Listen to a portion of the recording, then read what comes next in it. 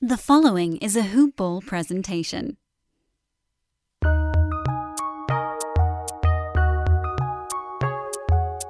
Welcome to the Fantasy NBA Today podcast.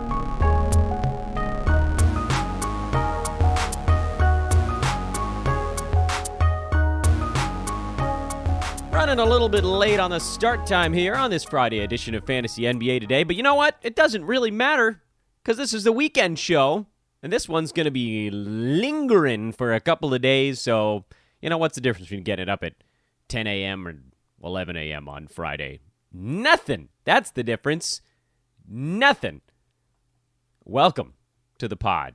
I am Dan Besbris. This is Fantasy NBA Today, a hoop ball presentation, hoop-ball.com. Of course, the website at hoopballfantasy. On Twitter, I am at Dan Besbris.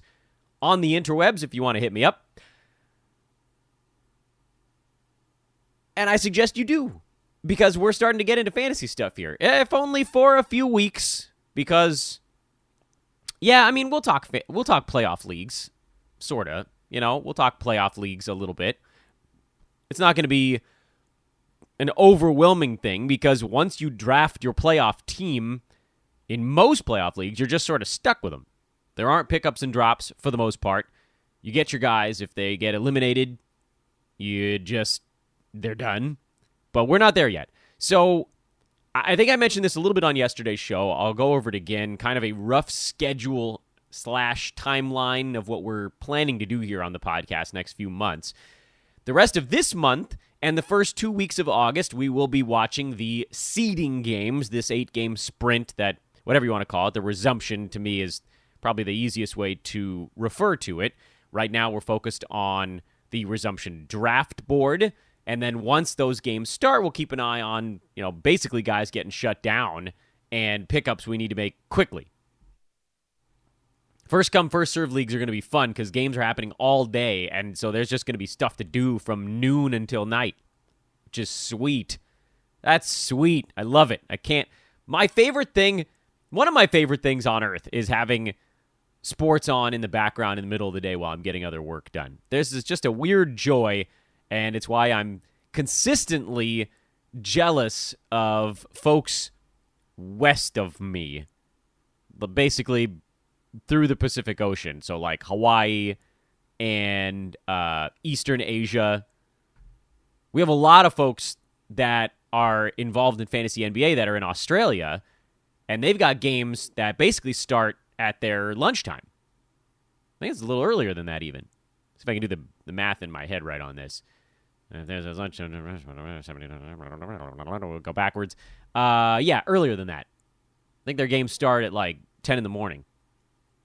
How awesome is that? Jealous. I am green with envy. But I digress. That has nothing to do with anything. Once we get through the 8-game seeding stuff, we'll probably spend a couple of days doing a quick breakdown of playoff leagues, because we're not going to have, it's not going to be like a full reseeding list, I don't think. I don't think we'll have time to do all of that. It's basically just going to be, hey, you're going to, in your mind, weigh out how deep someone's going to go in the playoffs. Again, it's games played. Like let's say Memphis is the 8th seed in the West. Do you go Jonas Valanciunas, who's probably going to get 4 or maybe 5 games, or do you go with someone like Kentavious Caldwell-Pope, who's way worse as a fantasy player and reality player, but might play like 17 games, right? That's a playoff league. So that'll be just a few days, and then once the playoffs start, we sort of move along from that. And once you're at, you're probably looking at about August 20th or so, playoffs basically in full swing. We've got the couple weeks of August, all of September, and about half of October of just talking about basketball. It's really going to be very light on the fantasy news, unless we get, there'll be little tidbits that drop, guys that are opt out, whatever. As teams get eliminated, you start to hear who's going to become a free agent on those clubs. There'll be little things that drop, but not much. So almost 2 months, this is basically going to turn into a non-fantasy podcast. Normally, in a regular year, the playoffs would end, but during the playoffs, which is what we're talking about right now, this is effectively during the playoffs, that's usually when we do our post-mortems. But we've done all of those already. We had a 4-month off season and change at this point to go through all of that stuff and then some. That's done. We can't do that again. So those 2 months, we're just talking playoff hoops. It's going to be a regular old NBA show for probably about 40 episodes. So saddle up, partner. That's mostly September and October. Then we've got free agency, and everything starts to ramp back up again. Free agency, and you get into draft prep. That's the hot time. We'll find out exactly when next season's starting, somewhere in there also. And it'll be, dodge the hype train, same as usual. But we can move along from that. We don't have a whole lot of other stuff to discuss before getting into today's actual podcast content. There was almost no NBA news yesterday. I think Eric Bledsoe being listed as still out of the bubble with COVID, but being asymptomatic was pretty much the only player or personnel news that came out yesterday. He was already pretty damn low on our draft board, and I guess we could shift him even a little bit farther down. We had him at like 70, which is pretty freaking low in an adjustment or in this resumption thing. And I think we could go even lower now. You might as well. Let's see. How far should we put him? Let's do it together. This is all part of our routine. He was right around 70, and he's still not there. I guess maybe, for now we'll just leave him where he's at, and then if it turns out he's still not there in 2 or 3 days, then we start to rethink the actual placing of these guys. But I want to get into the results of this mock draft, because we got through the first 20 yesterday, and we have plenty more to go over today. In fact, the mock is... Where the heck are we at this point? The mock draft is... I've lost track of exactly how far along the thing is. We're midway through the 5th round, so we're about 55 picks in, give or take, and we got through the first 20 yesterday. So let's just sort of pick up where we left off, and we'll take breaks here and there to dive deep into some of these picks. We'll skim through some of the others, and we'll compare to kind of what we had built one by one over the last couple of weeks. We left off, by the way, should I lightning round the first 20 picks so you guys know where we were? Yeah, all right. So here was the first 20 in this mock draft. Yesterday's podcast has my analysis of each of them. It went Harden, Giannis, AD, Doncic, LeBron, Jason Tatum, Jokic, Dame, Vooch, Kawhi Leonard, Joel Embiid, Hassan Whiteside was round 1. And the 8 picks we covered in round 2, Drew Holiday, Devin Booker, Kristaps Porzingis, Shea, Jimmy Butler, Chris Paul, Bam Adebayo, and Paul George. So we left off at pick 21. Pick 21, and let's just dive into it now, was Rudy Gobert, who, do we know if he's there? Do we know if he's actually there and practicing at this point? I don't know that we know this to be true. We do know that he's said that there have been lingering effects. So he's much farther down our board. I'm not sold that he's going to play in all 8 games. I'm not even sold he's going to play in 7. And if he really is seeing some effects, some lingering effects to his lungs or breathing or conditioning, then this is someone who was slowly ramping up over the course of the season, but wasn't that same top 15 guy from last year. He just wasn't. So we had him at 39 on our board, mostly because of the COVID fear and what effect it might have had. I could understand taking him a little bit earlier than where we have him. We have him very low, painfully low even. So I could see 30. 20 to me, when there is still some pretty good options on the board, is just too soon, in my estimation. It's too soon to take a risk on someone coming back from the disease who really seem to have it in kind of a rough way. I took Kyle Lowry at 22, and I'm sure everybody's going to crush me for this one, but you remember our board. We're going by the board. I had Kyle Lowry at 15 on our big board. I think he's going to play in 7 of the 8 games for Toronto.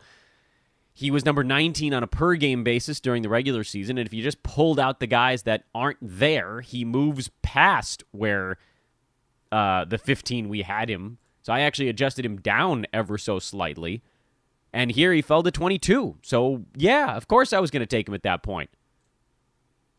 You know, this isn't next season where he's an expiring contract and weird things can happen. This is just the resumption where he's going to want to get himself into game shape. Toronto, even if they dial people back, they still overplay everybody, and he's gonna want to get them all on the same page. He's the team leader. 30 minutes a game, 7 games, yeah. The other couple of guys I debated at this point, one of them went right after me. Jonas took Ben Simmons at 23. I do think Simmons is going to be pretty good during this resumption campaign. As you may recall, we had him at 18, so he was the next guy that would have come off the board. There were a couple of things that held me back. One, Simmons, is there an expectation he plays in all 8 games? I actually don't think so. I know they said he's sort of all systems go, but there's sort of, there's no real reason. Philly is one of those teams that's just chunked together 3 through 6 in the Eastern Conference. No matter what they do, they're going to end up playing one of those other 3 teams in that chunk. So they don't really need to go full bore for all 8 games. Simmons was hurt at the time the league was suspended. He's ramping up. The conditioning is good by all accounts. There isn't any real red flag involved. But they're also, like with Joel Embiid, there's sort of no reason to push these guys into the ground. The only guy on that team that seems like he can handle a normal NBA workload, was Ben Simmons before this year, but now he's dinged up, was Tobias Harris. He's that healthy guy on their team this year. Simmons wasn't. He wasn't healthy. He missed a dozen games. So why push him in all 8 when it doesn't really matter? They want him ready to go full tilt at playoff time. So I think he sits one game. I think he's going to be pretty damn good in the other ones, and it's why we have him still so very high. But it's why I ultimately went Kyle Lowry, just because I thought, you know what, if each of these guys plays 7, Kyle's better. In 9-cat, actually, their turnover's not that far apart. In any cat, I'd rather have Lowry over Simmons on a per-game basis. Now, what if Simmons has 7 games where he shoots 75% at the free throw line? Yeah, I mean, that changes things. But you can't bank on that. You got to bank on what he's done. And what he's done is closer to 60. DeAndre Ayton went at 24. I'm totally fine with that pick. I know that there is some fear that maybe he doesn't play in all 8 of the resumption games. I still think because of how much time he missed this year, he's one of those weird guys that might actually try to play in all of them, even if it's just to prove it to himself. Hey, I can play in all 8 of these games. I came down here to Orlando. I know we don't really have a chance to make the playoffs, but I'm going to make the most of it. We got the invite as the team on the outermost edge of the bubble. All right, Washington, I guess, is on the outermost edge, but, Eastern Conference sucks. So Phoenix, team on the outermost edge of the Western Conference portion of the bubble. This is just an opportunity for us to play some games, get some basketball activity going. If I'm going to come down here, I'm going to play. Is there risk to his future? I mean, maybe, at some point you have to just turn a guy loose. So probably 7. If it falls as low as 6, yeah, that dings you. But he should have a good run here. Fantasy-wise, he puts up nice numbers. He was 21 per game during the regular season. 19 points, 12 boards. A little under 2 blocks, good percentages. There's a lot to like about his fantasy game. His reality game leaves a little bit to be desired, but his fantasy game is strong. And so, 24, I think you can take that shot, and he would have been the next guy to come off our board. We loop around the turn here, and DeMar DeRozan went at 25. This one surprised me a little bit, if only because I maintain that I don't think we see DeMar for more than about 3 games of this resumption. There's no point. Spurs are not going to make it. And they have every reason. Trey Lyles is out. LaMarcus Aldridge is out. They have every reason to go young. DeMar DeRozan is not young. There's no reason for him to risk the future on these games that mean nothing. He's, I would argue, and maybe Rudy Gay, the guys on that team that have no business really playing in a no-win scenario. So I could see someone going tomorrow in the 40s, 50s, and just take your 3 really big games out of him and then put him in your pocket and walk away. At this point in the draft, I still think there are enough guys on the board, even in the 40s and 50s, and we're talking about the 20s right now, that are going to play 6, 7, 8 games. And, I think you have to take those guys. Even if their per game is a little bit lower, getting an extra 3, 4 games out of them is colossal. Not surprisingly, at 26, Jonas went with Jaren Jackson Jr., who could very well hit this mark. He really could. He's lower on our board, which we've talked about before. Not by a ton. We have him at 40, right around 40 on our board, because, for one, he was dinged up towards the end of the regular season. Part of why my 30-deep team was crashing and burning. JJJ, LaMarcus Aldridge, Rashawn Holmes were all out at the same time for poor Dano's 30-deep team, but this is not the complaint hour on the podcast. They're just guys that I would like more than him. I think there are guys that I think can do a little bit more in this particular spot. He could play all 8 games, which is nice. That would be a nice bonus. So I understand why he would go a little bit earlier here. Part of why he went here is because it's Jonas. Our buddy Jonas. He loves Jaren Jackson Jr. He loves him. So I think some of this is you might have seen him go 5, 6, 7, 8 slots later, if not for particular names in this draft. But, so yeah, maybe a hair early for me on this one. If you get him in the 30s, I'm not going to beat you up for it. I'd rather he drift later than that, but there's a high likelihood he won't. So there you go. Back to me at, where the hell are we now? 27? I've lost track. 27. I went Rob Covington, which, again, I know this is very on brand for me, but I've got Covington at 19 during their receding games. I think he plays in 7, maybe all 8. I would guess 7. I'm going to sit on 7 and then be pleasantly surprised if he plays in more than that. He was number 39 over the entire regular season, and he was number 23 over the last few weeks with Houston. Just a defensive monster. As per usual, playing power forward, which is a great spot for him in that small ball Houston Rockets lineup. Big time steals, blocks, and threes. He's going to get a bunch of rebounds because they're playing without a center. The turnovers are going to be exceedingly low. The only thing that hurts you with him is the field goal percent. If Covington even goes 7 games here, he clobbers this ADP. He should be, to me, I think he's going to be one of the steals of this resumption. I probably could have gotten him later, except this is where he was on the board, and I didn't think there was any chance he would get back to me if I let it bang down to the end of the 3rd round and come back in the 4th. I'm a long way away from my next pick now.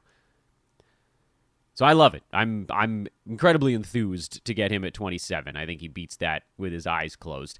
Karis LeVert went at 28. Not that crazy, given the fact he's going to get 35 shots in that offense. We have him a little bit later than that on our board just because of some of his limitations. If his field goal and free throw percent both are horrible and he's going crazy high volume, it does counterbalance the high usage a little bit. Now, if those numbers are even decent, he probably goes higher than the 40-ish where we've got him on our board. To me, I already thought that was pretty high, but apparently he's going earlier than that. Points leagues, he could almost be a first-round guy. So the question mark there is always going to be the percentages stuff. 29 was Russell Westbrook, and that's fine. We have him at 25, actually, on our board, and the question mark remains, when is he going to be able to join the Rockets? Because he's not practicing yet. I believe James Harden is starting his practice today. If Westbrook isn't back for another few days, we probably have to start slowly shuttling him down the board. With the way that he plays, he's going to need to be in the proper condition, and it seems like COVID gave him some symptoms based on how slowly he's kind of getting back to full tilt, even if he's testing negative at this point. So I'm fine with it for now. I mean, given the fact that the mock draft is happening right now, I would probably say don't take a chance on Westbrook because we don't know when he's going to start practicing, but you're sitting on the razor's edge a little bit there. Domantas Sabonis went at 30. We had him at 31. I have no thoughts on that one. That's right where I would have gone with him. I think there were maybe one or two guys left on the board here that I have above Sabonis, but getting him at 30 is almost exactly where he's going to end up. He's probably going to try to play in all 8 games. I think they should try to rest him one because Indy's in that Philadelphia chunk we were talking about earlier.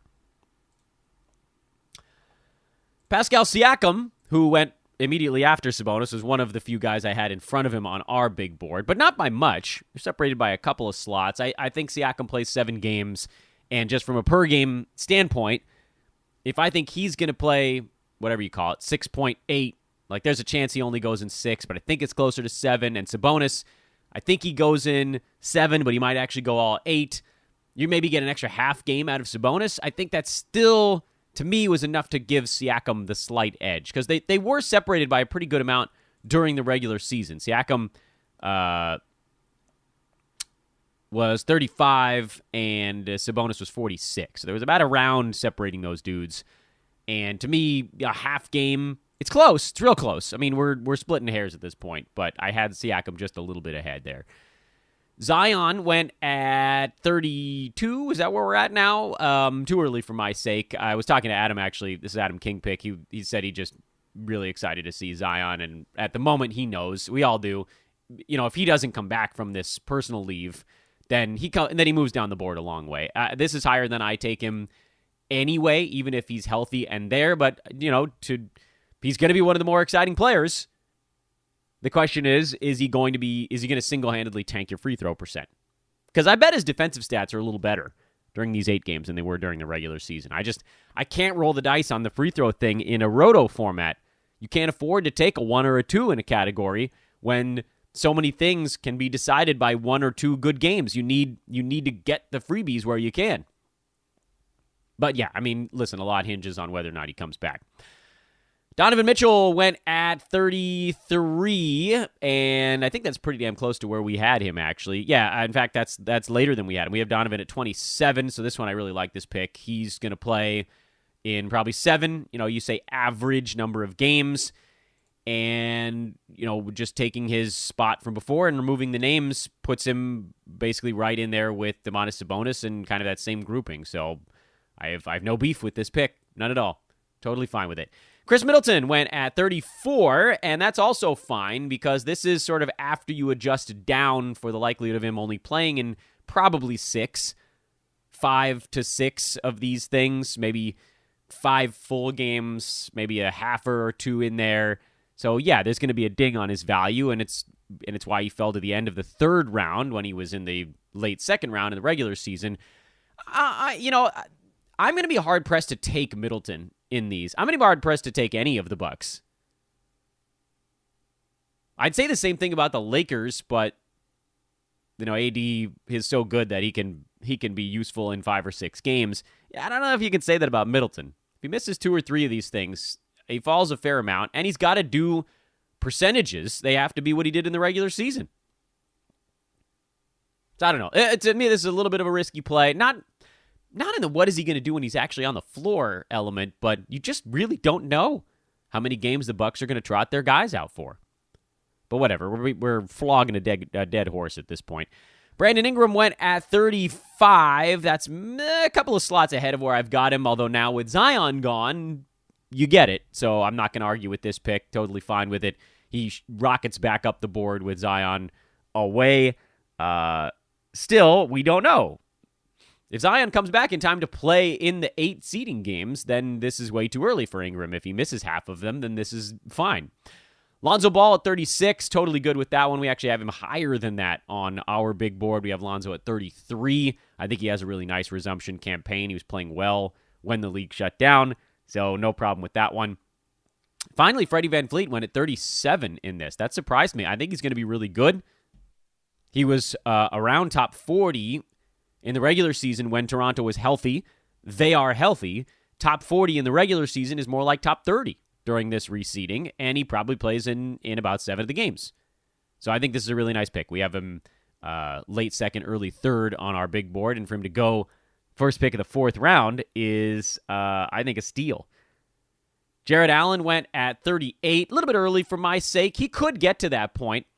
And he'll probably play in all 8 of the seeding games because what the hell else is Brooklyn going to do at this point? They don't want to have to deal with Washington chasing them down, and they're almost definitely going to fall into the 8 seed behind Orlando. So, yeah, I'm fine with that. I have a little bit later on our board, but it's not crazy to take a stab at him. The only thing here is that there are just a couple of more, in my estimation, sure things still out there. There are a couple of sure bets hanging out right behind him. So that's maybe where you flip it a little bit. But yeah, I'm not really all that bent about it. A little bit early for me, but not much. Jamal Murray at 39. It's hard to keep track of this stuff. Yeah, that's totally fine. In fact, I think, we have him at 34. Probably 7 games. Average number of games played. Normal production. I dig it. Jonas Valanciunas at 40. I like that one too. He should be very good. In fact, I have him at 29 on our big board because he probably plays in all 8 games with Memphis trying to fend off a bunch of would-be contenders right behind them in the Western Conference. I love JV. Should have gone earlier, I think. He's the type of guy I was talking about as a little bit more of a sure bet over a Jared Allen, but I get it. Miles Turner at 41. With Victor Oladipo back, I actually like Miles Turner again because they have got some chemistry, and we've had him at 40 on our big board. So that basically matches right up. These guys are making my job easy here over the last couple of picks. I like Miles Turner there. He has the possibility to win you a category basically by himself, which is colossal in a super short roto season. I'm on board with it. Gallo at 41. We like Gallo. We like him well enough. We got him at 37. So pretty much right where he should be going, I think. Fun breakdown right now, huh? John Morant at... What the hell are we at this point? I've completely lost track. 43? Oh, who knows? Too early for me. A lot of people really like this one, and someone's going to have to convince me of why, because he was 129 during the regular season. Even playing all 8 games, you give him a massive boost, and that, for us, put him up in that 70-80 range. But I don't know, man. With some of the guys that are still out there, this is too early for me. Buddy Hield at, again, I've lost track of it, 44, 5, 6, 7, 8. Yeah, this is 44. That's fine. Provided he's healthy. Sounds like he's getting started on practicing with the Kings now. I know he's coming off the bench, but even if he goes top 60 on a per-game basis, he'll probably play in most of these. There is the possibility the Kings stink out of the chute here and get eliminated from making a run at that Western Conference spot. And that's a little bit frightening with all of the Kings, which, I end up with a King here in the next round. So believe me, I'm well aware of what we've got going on. But I think it's worth the risk. There's a couple of guys. Still, there are a few guys I think I would have gone before someone with a risk. And it's not that we don't have Buddy Hield relatively high. In fact, he's 43 on our big board. And so going here in the mid-40s is pretty much right where he should be going. The issue is that there are guys on our big board that are still well ahead of him. So it's not that I'm annoyed that Buddy Hield went at this spot. I guess I'm just annoyed that he went before some of these other guys I'm still looking at. Namely, the guy right behind him, CJ McCollum, who's basically just like Buddy Hield on a team that everybody thinks is going to make a run at it. So they're maybe a little bit safer in that respect because CJ's not coming off the bench. Tobias Harris, who went right after that, that to me was an easy one that should have gone first. He's playing 7 games. There's no way he goes lower than that unless he actually gets hurt. And Tobias was better than CJ McCollum and almost the same as Buddy Hield during the regular season. Tobias Harris was 51. Buddy Hield was 65. CJ McCollum was 63. Tobias was the best of the 3 and has the greatest chance of playing 7 or more games during this receding stuff. So this is the stuff that rattles around in my head. Like, how are folks looking at this group? Just take that 3 group of players and say Buddy Hield, CJ McCollum, Tobias Harris in a resumption campaign where 2 of the 3 teams can be eliminated from the playoffs in the first 4 games, how do you choose those 2 guys before the third guy who was actually better during the regular season than the other 2? That's the part that rattles my brain. Not that Heald and McCollum went where they did, but that there was a better value on the board that got overlooked. Because I actually like all 3 of those guys for different reasons. I just think Tobias is far better. I think he's going to be a round above those other dudes. Just, you're looking at averages. Now, there is a planet where the Kings, the Blazers, they're both trucking after the Grizzlies. Maybe they do play all 8 games. Still think Tobias gets the edge. Kemba Walker went at 47, and he's going to be a polarizing one, I think, in these resumption drafts, because all we're hearing is that they're going easy on him. The reporting every day is that he's practicing one day on, one day off, one day on, one day off. We had him at 30 on our big board, but I'll admit, if this draft, if he was on the board, I have him 1 slot basically in front of Tobias Harris on our 2 slots, excuse me. Domantas Sabonis is in there as well. In front of Tobias Harris on our current big board, but I didn't take him because that stuff is scaring me. If Kemba's only playing like 27 minutes a game and he sits out 2 of the resumption stuff, that just, then he's like a top 50 guy on a per game basis and missing 1.5 to 2 games. There's a very real chance he gets moved farther down our board. I just haven't made up my mind on it yet. Honest to goodness, that's where I'm at with that one. If I had a real resumption draft right now, I would probably drop him closer to 50, which is where we're at, but, there are plenty of guys in front of him on the board. Last pick of the 4th round was Gordon Hayward, and I'm contemplating putting a pin in things after we talk about this one because the next round actually isn't complete.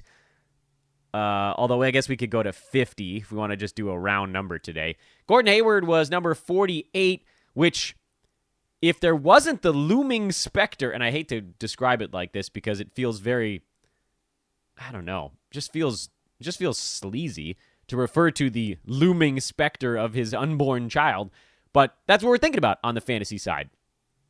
He, like Dennis Schroeder, I feel like there was another player that I'm forgetting about, but maybe it's a baseball player, are all waiting on the births of their children, which is awesome.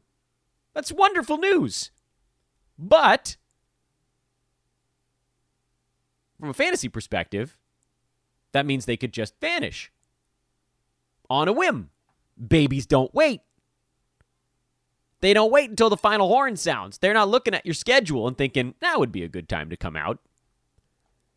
Gordon Hayward's baby could come the day the resumption league starts. It could come 4 weeks later. I believe the latest is that his baby is due early in the playoffs, but babies go a week, 2 weeks early all the time.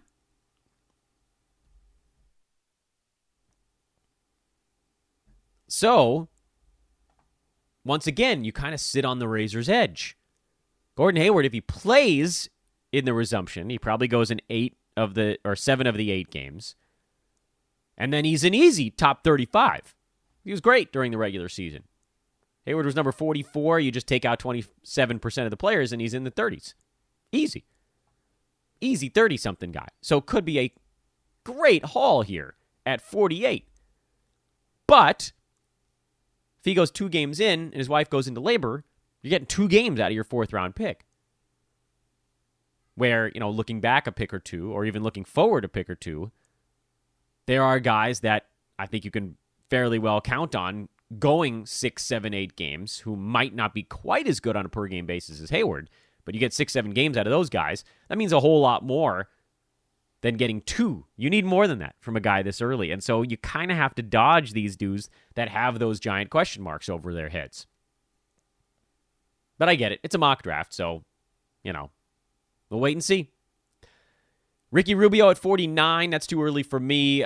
We've already been told that he's not going to play his full allotment of minutes. We just kept moving him down and moving him down and moving him down, and somehow he still ended up as high as 62 on our big board, but this is too early for him in my estimation. And same deal for Malcolm Brogdon, who went at 50. With Oladipo back, Brogdon got dropped about 3 rounds on our board from 50. That's where he was. And then he got dropped to 80, basically, when we heard Oladipo was likely playing. So too early for Brogdon, too early for Rubio as well. And that is where we will pause our mock draft analysis because there are only another 5 or 6 picks on the board at the time of doing this podcast. And I've got a weekend to tinker with our board. It's almost time to actually do one of these. Not quite. Not quite. Folks, I have the very next pick here. I'm seriously contemplating telling you who I took, but I think maybe that'll be our tease for the weekend. And while we're teasing the weekend, please do spend a second over at manscaped.com. I'm actually going to buy something today because I keep telling you guys to do it, and it feels disingenuous for me to tell you something that I haven't done myself. Yeah, I get free samples. I know, what a cool guy, right? Super cool guy. But I'm going to go get something. Coupon code is HoopBall20. HOOPBALL20. HoopBall20. 20% off and free shipping at manscaped.com. Get the lawnmower, which is amazing. Hell of a tool. You can get some boxers. You want to get something a little cheaper. They've got a few other things, knickknacks and paddywhacks and what have you. Manscaped.com. Check them out. Please, we need you on this. We need you. Need your help. I want this thing long term. The way that happens is by all working together. And I've decided, no, I'm not going to tell you who I picked at pick 51. You're going to have to wait until Monday for that one. We will do probably the next 20 or 30 selections of this mock draft on Monday. This is an 11-round mock draft, so we're going 132? Did I get that right? 132 picks deep. And that's pretty good, actually, because our big board goes 137. Woof. And that's it. That's it. That's the show. I was thinking if there's anything else I needed to remind you guys of, but I don't think there is. And if I think of it, I'll just put it out on Twitter. That's at Dan Vespers. Oh, I remember there was one thing. You guys got to check out the last couple episodes of Today in Sports Betting. So good. Ira had Justin McMahon on 2 days ago, and my old buddy Dave Essler on the show today. That's airing today. Dave is a sports handicapper over at pregame.com. I've known him for a long time. Used to call him Uncle Dave 10 years ago. Just a brilliant handicapper and a great show. Just talking about how he works his capping. And, of course, they've got golf picks, baseball, hockey, NBA futures. It's fantastic. That show is Today in Sports Betting. You got to go check it out. You'll love it. You'll love it. I promise you'll love it. Okay, that was the one thing I wanted to promo. Have a great weekend, everybody. By the time we come back, what the hell will it be? It'll be the 20th. Baseball will be 3 days away, and the NBA will be 10 days away the next time we do a show. Amazing. We've almost made it. This is Fantasy NBA Today. Week done. I'll talk to you Monday.